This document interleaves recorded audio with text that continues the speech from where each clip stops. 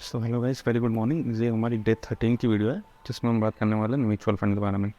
Mutual fund क्या होते हैं? कल की वीडियो में हमने बात करी थी आईपीओ कैसे काम करता है, क्या फ़ायदे और नुकसान होते हैं। देन आज की जो वीडियो है ये डे 13 की वीडियो, जैसे कि हम रेगुलर वीडियो अपलोड कर रहे हैं, हमारी प्लेलिस्ट चेक कर सकते हैं। पिछले हमने टारगेट रखा है कि हर दिन एक वीडियो अपलोड करना है किसी भी टॉपिक के ऊपर। तो आज ये जो वीडियो है ये म्यूचुअल फंड के ऊपर है। तो म्यूचुअल फंड क्या होते हैं, इनका क्या काम रहता है और ये कैसे काम करता है। तो mutual fund basically stock market से को रिलेटेड रहते हैं। स्टॉक मार्केट के बिना इनका कोई इंटरेस्ट नहीं है, क्योंकि म्यूचुअल फंड हाउसेस जो रहते हैं वो अपने जो पब्लिक से पैसा कलेक्ट करते हैं एंड देन उस पैसे को वो मल्टीप्लाई अलग अलग कंपनियों में, जैसे मिड कैप हो गया। म्यूचुअल फंड के टाइप होते हैं, जैसे इंडेक्स म्यूचुअल फंड हो गया। इंडेक्स म्यूचुअल फंड में वो कंपनियों में इन्वेस्ट करते हैं जो कि निफ्टी 50 या फिर सेंसेक्स, जो अपने सेंसेक्स जो है 30 टॉप कंपनीज हैं। तो निफ्टी 50 इंडेक्स फंड हो गया, जैसे इसे इंडेक्स फंड कहते हैं। इंडेक्स फंड में इसमें आपको कुछ करने की ज़रूरत नहीं होती है, इसमें कोई भी मैनेजर नहीं होता है, कोई भी पैसा मैनेज नहीं करता है। इंडेक्स फंड में डायरेक्ट जो है आपका पैसा वैसे डिज़ाइन रहता है कि जो देश की 50 कंपनियाँ हैं उसके वेटेज के हिसाब से आपका पैसा उनमें इन्वेस्ट हो जाता है। तो इंडेक्स फंड के भी रिटर्न्स काफ़ी अच्छे रहते हैं, क्योंकि टॉप 50 जो इंडिया की कंपनी होती है उनके वेटेज के हिसाब से उसमें आपका पैसा सीधे ही डायरेक्टली, इनको इनडायरेक्ट म्यूचुअल फंड भी बोलते हैं, इनमें डायरेक्ट वो मतलब डायरेक्ट ही आपका पैसा 50 कंपनियों में उनकी वेटेज के हिसाब से, जैसे जिसका जितना वेटेज है उस हिसाब से डिस्ट्रीब्यूट हो जाता है।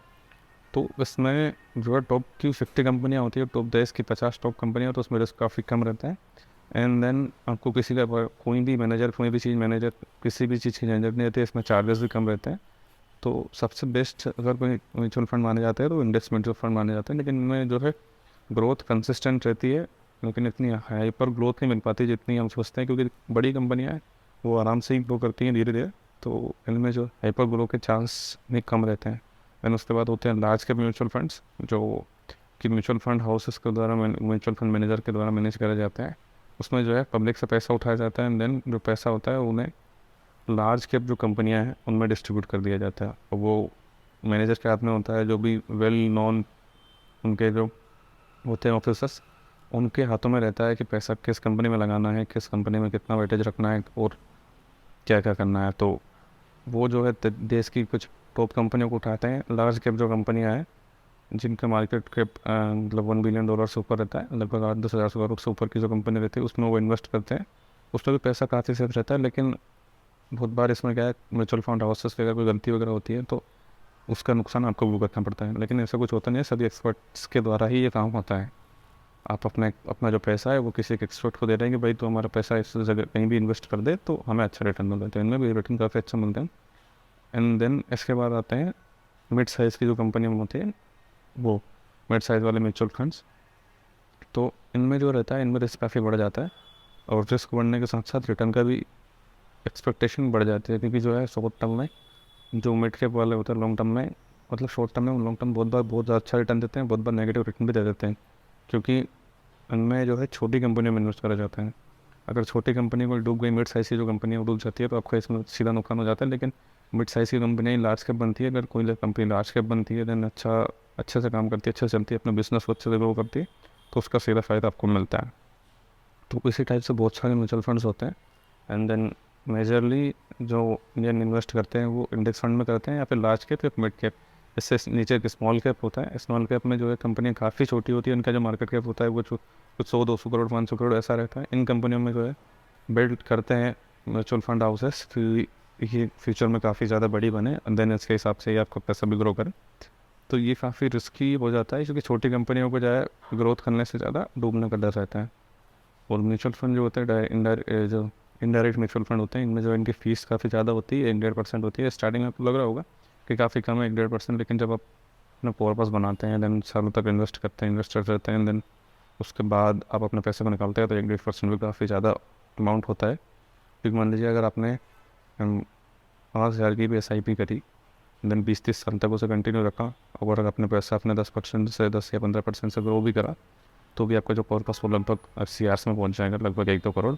तो आपके 1-2% जो फीस रहेगी वो 2 से 3 लाख रुपये होगी। तो ऐसा ही है पैसा कमाता है। एंड देन उनके पास काफ़ी थोड़े बहुत छोटे मोटे चार्जेस रहते हैं, सेवी के भी चार्जेस रहते हैं। ऐसा करके वो साथ में आपको रखते रहते हैं। इसमें आपको म्यूचुअल फंड के यूनिट मिलते हैं। ऐसा नहीं है कि आपको कोई म्यूचुअल फंड का कुछ एक स्टॉक खरीद लिया था, म्यूचुअल फंड की वो यूनिट में डिवाइड कर देते हैं, जैसे कंपनी अपना शेयर को डिवाइड कर देती है, वैसे ही म्यूचुअल फंड यूनिट डिवाइड रहते हैं। तो आप जब भी खरीदना होता है आप म्यूचुअल फंड के या तो फिर SIP के थ्रू कर सकते हैं, या तो लमसम अमाउंट भी इन्वेस्ट कर सकते हैं। म्यूचुअल फंड में लमसम अमाउंट जो है 5,000 से नीचे आप इन्वेस्ट नहीं कर सकते। SIP आप बहुत सारे म्यूचुअल फंड में 100 या कुछ 500 या फिर 1000 जैसे भी कर सकते हैं।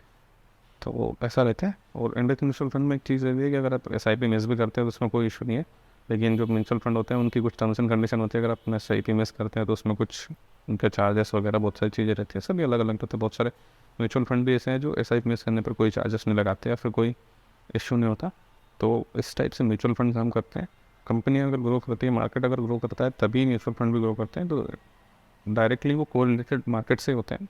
पैसा उनके पास मार्केट से आता है, मार्केट में पैसा वो लगाते हैं। लेकिन चीज़ें ये हैं कि एक्सपर्ट सोच समझ के पूरी बैलेंस शीट चेक करके देन डिस्कस करके फिर पैसा लगाते हैं। फंड का म्यूचुअल फंड का फंडा यही रहता है कि आपको इसमें कोई भी एक्स्ट्रा ज़्यादा रिसर्च नहीं करनी पड़ती। रिसर्च आपको एक बैठ के एक्सपर्ट करता है, देन वो आपको पैसे को डाइल्यूट करता है, वो आपके पैसे को मैनेज करता है। आपको सिर्फ बैठ के इन्वेस्ट करना है, देन मार्केट का वो सही टाइम पे इन्वेस्ट करके आपको अपना रिटर्न कमाना है। सो बस आज के लिए इस वीडियो में इतना ही, और मिलते हैं कल की वीडियो में। Bye bye.